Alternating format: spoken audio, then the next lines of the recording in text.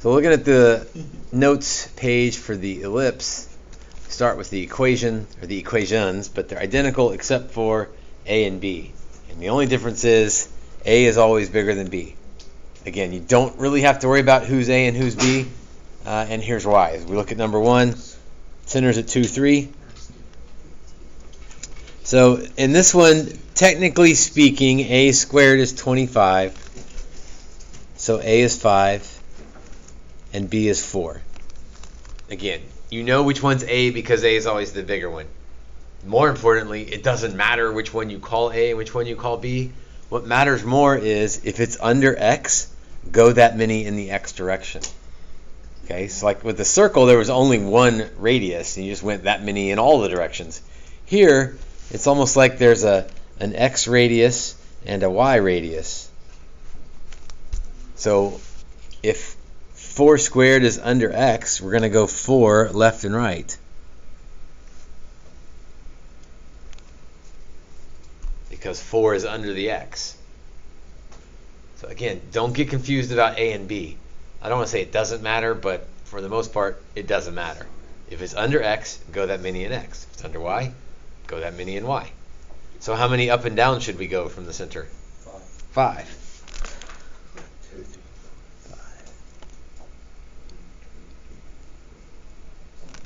And then we sketch in an ellipse. And again, don't draw a diamond as long as you put some curve on it. I'll know what you meant to draw. It looks like an egg with a point on the side. Yeah, it always ends up looking like an egg, the first several you do. The right side looks good. Left side looks like My egg. bottom half looks good. The top half is a little bit pointy, but that's okay. Part B. What's the center? The 3 Negative 5, negative 3.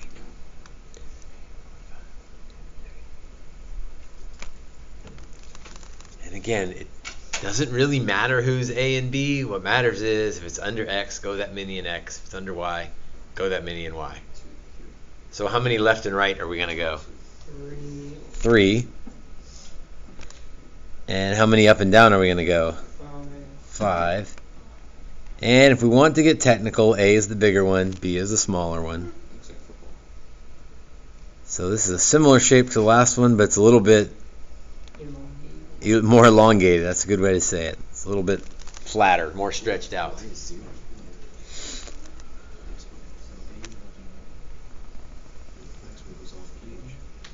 Careful, don't say A is left and right, because A is not necessarily left and right. A is the bigger one.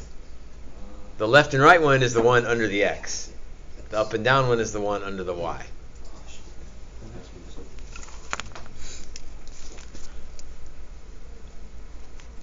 What's the center for the last one? 6, 0. 6, 0. So I'm going to press pause and let you try to graph that, the rest of that one. So yes, that one goes off the graph a little bit, but that's okay. Center at 6, 0. 6 left and right, 3 up and down. And we didn't even talk about A's and B's on this one because it doesn't really matter. If it's under X, go that many in X. If it's under Y, go that many in Y. Major axis versus minor axis. This is really easy for an ellipse. The major axis is the longest axis, hence major. And so it will always be 2A. That's true. This is where the A part kind of does matter, if you want to call it something, because A is always the longer one.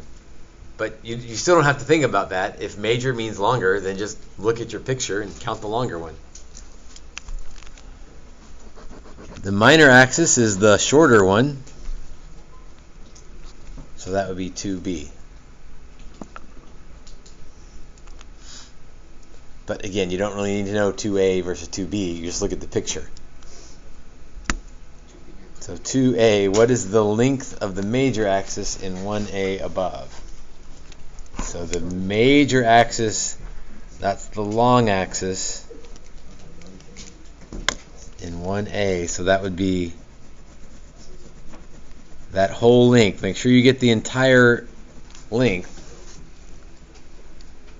So that length is 1, 2, 3, 4, 5 times 2 is 10. What is the length of the minor axis? So the shorter axis in 1A.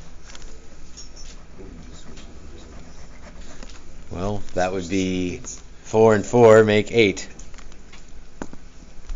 So minor axis and major axis, not really a big deal. Major's a long one, minor's a short one.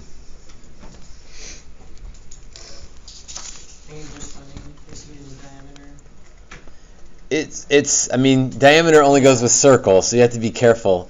You could kind of say x radius and y radius. That's still not technically correct, but everyone would know what you're talking about. Since there's a specific orientation with a graph, couldn't you say, like, I mean, you probably could get diameter if it was, like, let's say the y diameter from point blank as the center. Right, if you say y diameter and x diameter, I would know what you're talking about. People would know what you're talking about. Like it's not technically correct, but we would know what you meant. Okay.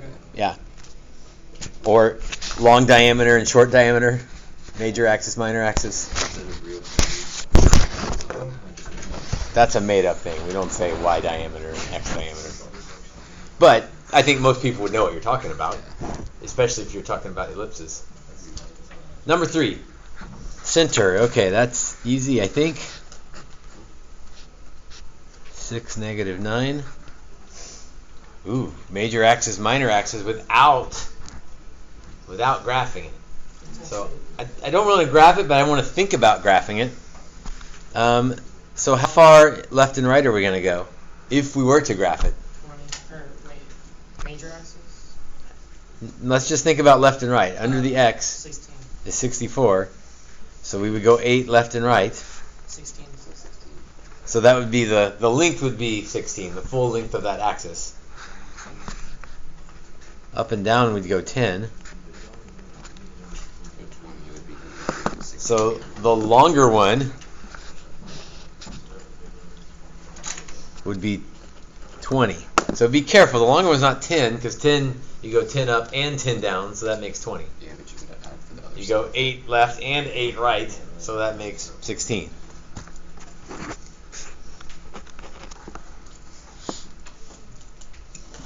Is the major axis in the x direction or the y direction? The y direction, because that's the longer one. There was a bigger number under y.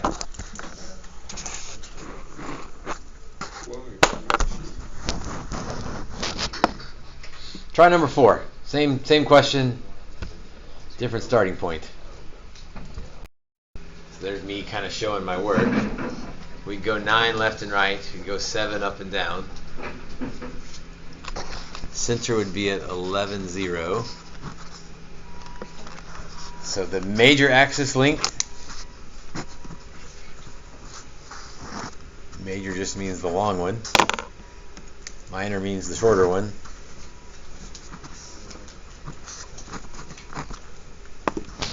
And then the major axis, the longer one, is in the x direction for this particular problem. And I intentionally didn't use A or B at all when we were talking about 3 or 4. Because it doesn't, I mean, A is always the longest one, technically speaking, but you don't have to know that. If you forget that, it's fine. If it's under X, go that many in X. If it's under Y, go that many in Y. Alright, now we're going to kind of tie it to the video we watched. Every ellipse has 2 foci. The 2 foci lie inside of the ellipse on the major axis. Okay, hopefully watching the video makes this make sense, because when it comes to graphing, it's always, I don't know, humorous, sad. Somebody has their ellipse drawn nicely, and then their foci are outside the ellipse. Like, wait a minute, that doesn't even make sense. Foci are always inside they're the focus of the picture, is one way to think of it. So they got to be on the inside of the ellipse. And they're always on the long axis, on the major axis. The sum of the lengths from the foci to a point on the ellipse is constant. That's the definition of an ellipse.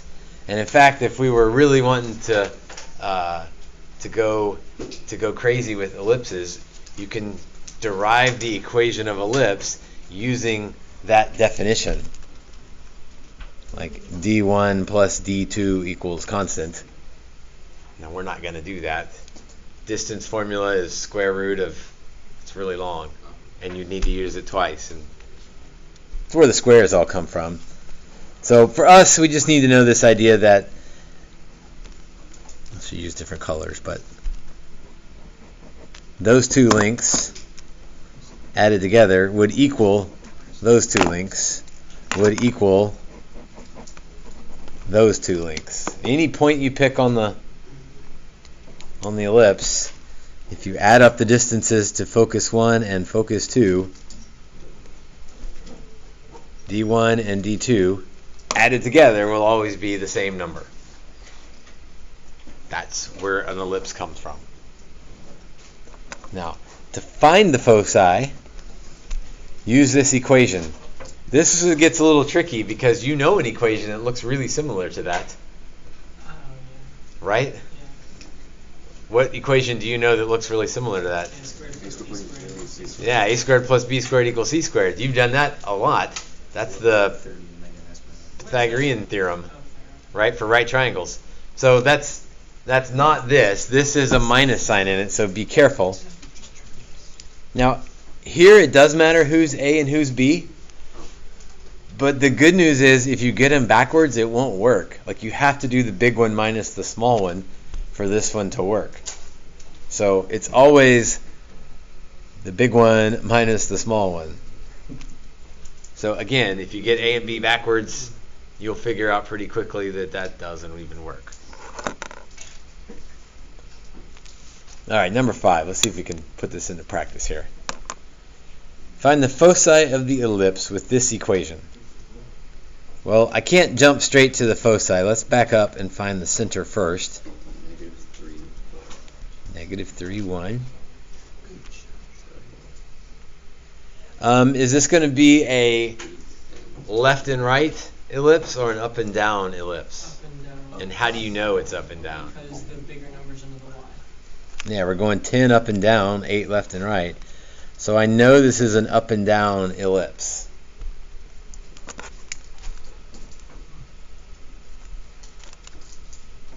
Major axis, I guess I should be careful. The major axis would be 20, not 10. But what I really care about is the major axis is up and down, is a y thing, a vertical thing. And there's my point, -3, 1. So the foci, c squared equals a squared minus b squared. Again, you don't really need to know who's A and who's B. The only way this is going to work, because the minus sign, is if we do the big one minus the little one. So be careful, it's not 10 minus 8 equals 2, because it's the squared thing. C squared equals 36. So C is 6. What does that mean? That is the right question to ask.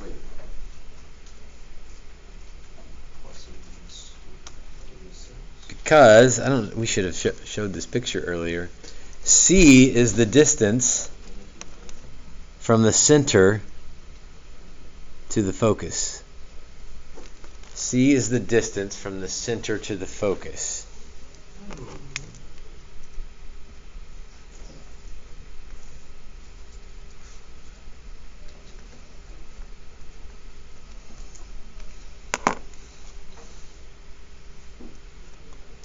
So if C is 6,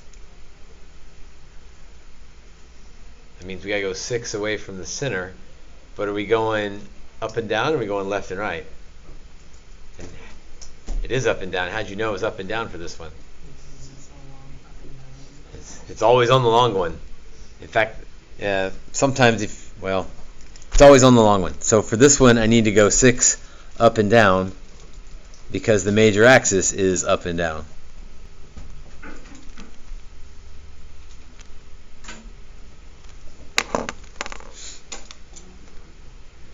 So which coordinate then needs to change by 6? The -3 or the 1? The one. The 1, because that's the up and down coordinate. That's the y coordinate.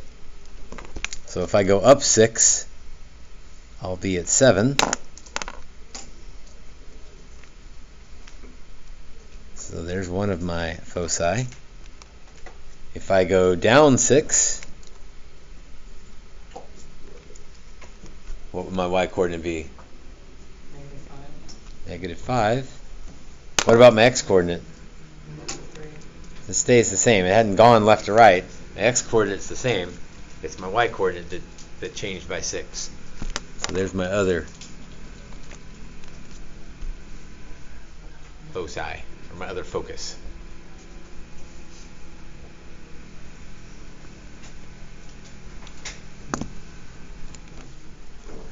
All right, I want you to try number 6. Wait, so is that the answer? -3 and 7 and then... Yes, so the answer said find the foci. Those 2 points are my foci. So I want you to try number 6, but I wonder if I need to get you started. What's the center for number 6? 5 -8. Yep. Is this going to be a left-right ellipse or an up-down ellipse? So left, right. How did you know left-right? Because bigger numbers on the left. Bigger numbers under the x. So I'm even just going to, even though I'm not really truly graphing it, I am going to put a little sketch there because that'll help me remember to go left-right. All right, see if you can take it from there. So A is 7, B is 6. I don't really need that because what I want is the squared part. So 49 minus 36. Oh yeah, that's not a nice one. But that's okay.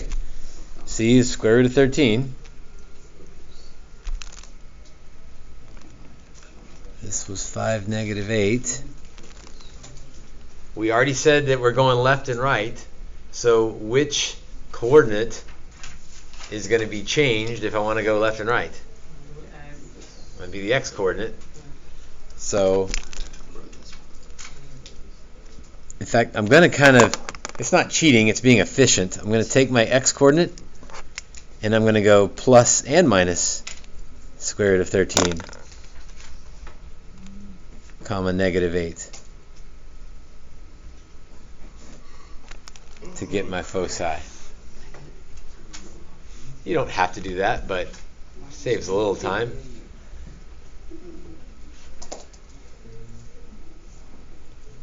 So sometimes, like number 5, we make it work out nice. Other times, we make it work out not so nice.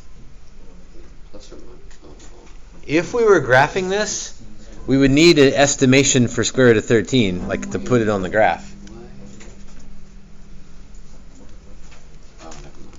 What's the square root of 13, roughly?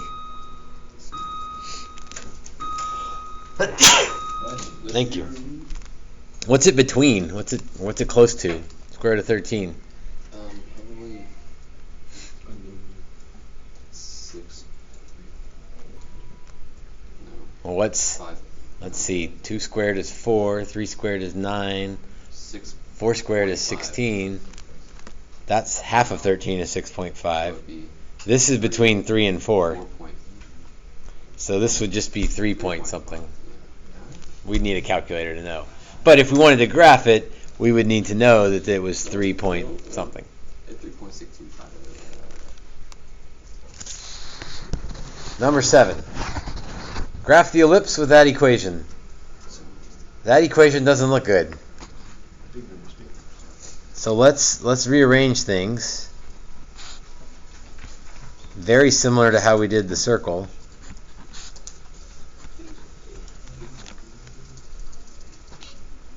So collect our x's, collect our y's, move that 64 out of the way.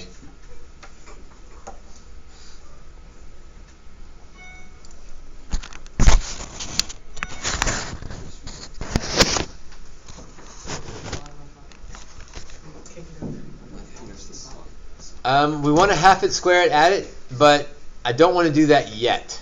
You want to take out that extra y? I want to take out the 9. So let's factor out the 9. X squared plus 4x. It's going to make it a lot easier. What should I factor out of the y stuff?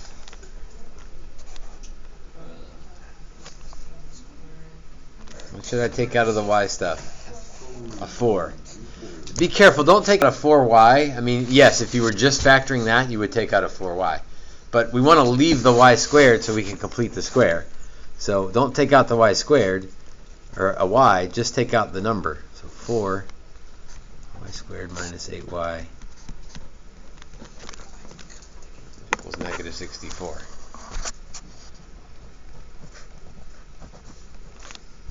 Now we're ready to half it, square it, add it, but we better be real careful on the adding part. So half of b is 2. 2 squared is 4. So I write plus 4 in there in order to complete the square. I wrote plus 4. But what did I really add to the left-hand side? 36. Why are you telling me I added 36 when I wrote plus 4? You have to multiply by 9. Because there's a 9 out there. So I wrote plus 4, but I added 36 to the left side. So what do I need to add to the right side? 36. If I add 36 to the left, I better add 36 to the right. And that feels a little weird that you wrote plus 4 on one side and plus 36 on the other side. But you got to account for that 9 out there. So this isn't illegal. This is adding 36 to both sides. It's legally illegal.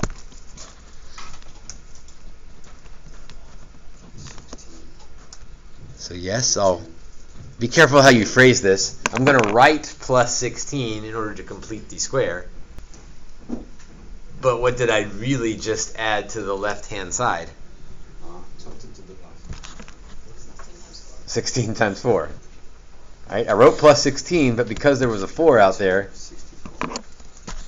that would be 64. So it's just 36 in the right. So yeah, that kind of worked out nice. That ends up with a 36 on the right-hand side. So is it? That one. I just wrote the first one.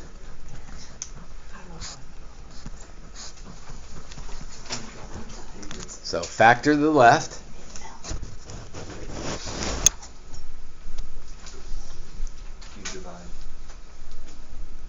Divide by. What do you do 4 to 36?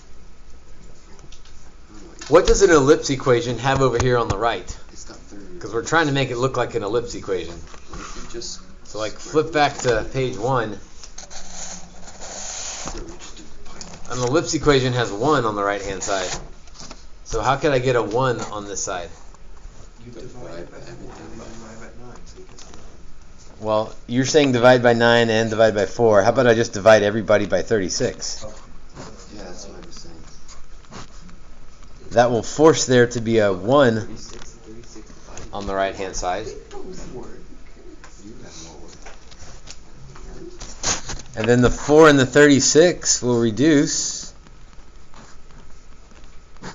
to 9.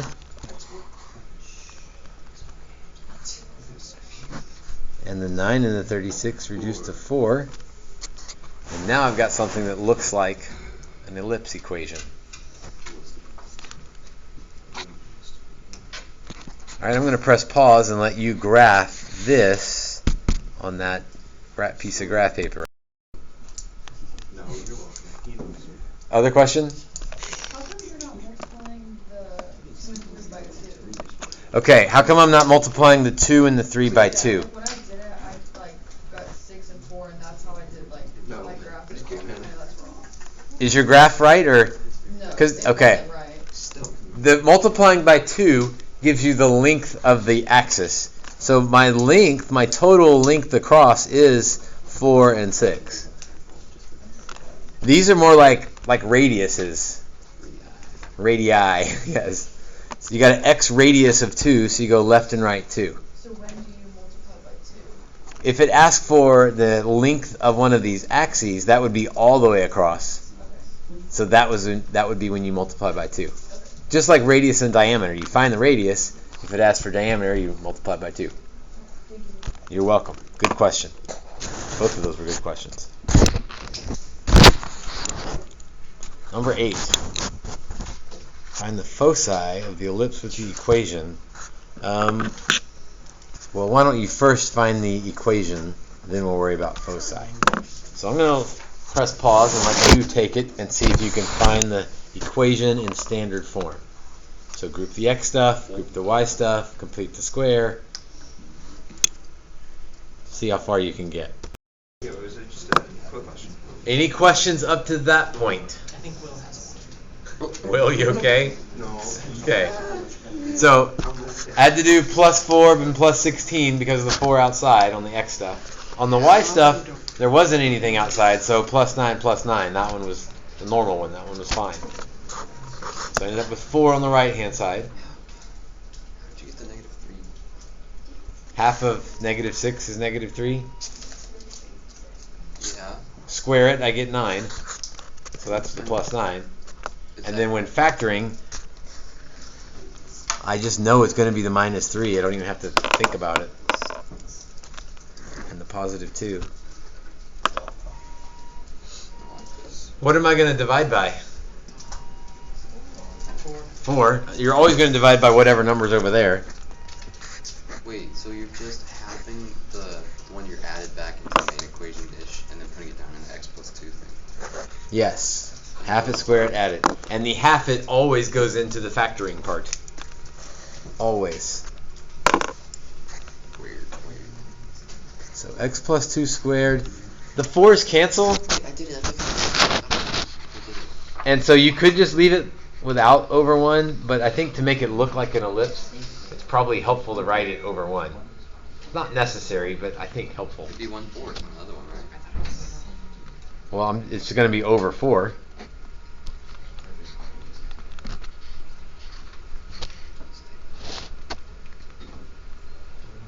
Questions up to there? Find the foci of the ellipse. So the foci. Okay. Well, I can't jump straight to the foci. The foci come from the center. So let's first write down the center. Negative 2, 3. And then is this an up and down ellipse or a left and right ellipse? Up and down. Probably. And how do you know it's up and down? Because the bigger bigger. number's under the y. It's an up and down ellipse. So I mean, again, I'm literally going to draw an up and down ellipse. I don't have to graph it officially, but to help me visualize where things are.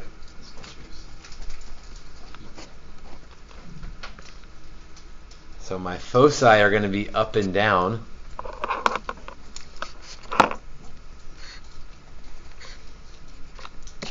Which means So would it be The x is still the same. the x is staying the same. That's exactly what I was trying to figure out how to say. The x is staying the same. The y is changing because it's up and down. And c squared equals a squared minus b squared. Again, with the a and b, matter who's who. Technically, yes, Would it just be but a number plus 4? it's got to be the big one minus the little one. So c is the square root of 3.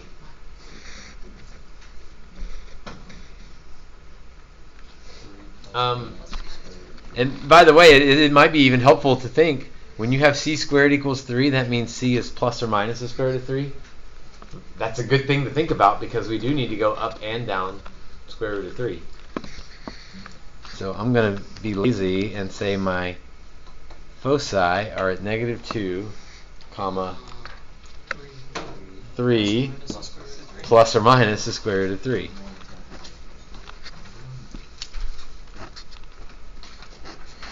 So foci are kind of tricky because you start with the center, then you got to think about, wait a minute, is it left and right or is it up and down? And then you go use a squared minus b squared and figure out, well, if it's up and down, that's y coordinates. If it's left and right, that's x coordinates. So if you do a squared minus b squared and the a is 4, don't you square that? Be careful. The a, that's a really good question. That's a really good question. A squared is 4. A is 2. So if I was going to graph it, I would use 2 because that's A. A squared is 4. Oh, I should be careful. That should be this one. And B squared is 1. Ty, does that make sense? I understand what you're asking. So be very careful about A versus A squared, B versus B squared. So A squared and B squared are in the equation. If we did graph it, we would be using A equals 2 and B equals 1. But then the foci is back to A squared. So be careful with the A squared versus A. Great question. Common mistake. All right, you've got the worksheet on ellipses with you. So that is the assignment for today. You might be able to finish it. It's only 10 questions. No, it's not. And you have Yes. 30 minutes. Because Because there's a -5. there's no negative Yeah. 5.